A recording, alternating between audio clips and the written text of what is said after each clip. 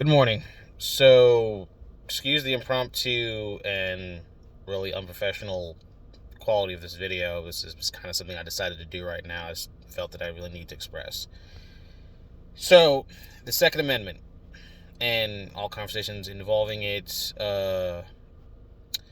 This is my stance, and I also am trying to use this as an opportunity to educate anyone who may have some misgivings or are misinformed on a couple things.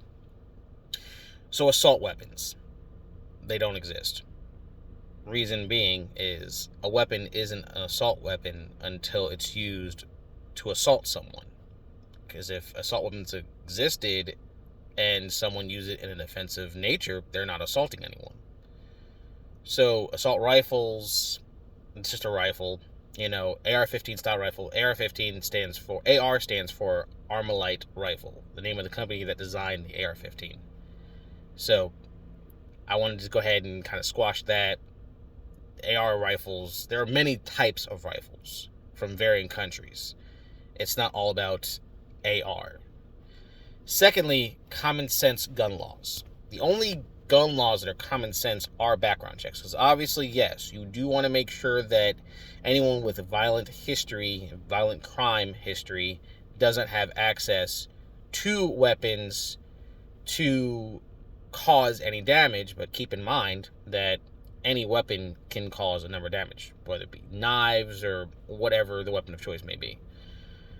But the main thing I want to discuss in this video that's really troubling is our president, the leader of this country, who is their job to uphold our Constitution and all the legal aspects of our country and represent its people, the United States citizens, just recently said in a statement that the Second Amendment is not absolute. Now, the thing to understand is without the Second Amendment, no amendment is safe, because the Second Amendment defends all others: freedom of speech, freedom of press, freedom to organize and, debate or oppose anything. You can't do that if you don't have the ability to defend yourself, which the Second Amendment does allow. Now, the main thing about the Second Amendment that people tend to get hooked up on, as far as a well-organized militia, understand a militia isn't a military that's organized. It's not the National Guard or the reserves. The militia are on the point organized groups that come together whenever they're needed. Keep in mind that in order to be a well-organized militia, you need access to weapons. And there's not going to be any place you can go to as a militia that's just going to hand out weapons to you. So in order to be a well-organized militia, you need to be an armed citizen that is well-versed and educated in the weapon of defense that they are using. Because to own a gun, it is every person's responsibility to also be educated on that gun's use, maintenance, and handling. Because if you have a weapon, you don't know how to fire it accurately, then you're almost as much of a threat as the threat you may be trying to negate. So with that being said, I just felt that this was very important to say. We can't allow for any leader in government, nor do they have the right or should they have the ability to do so, to threaten our constitutional rights.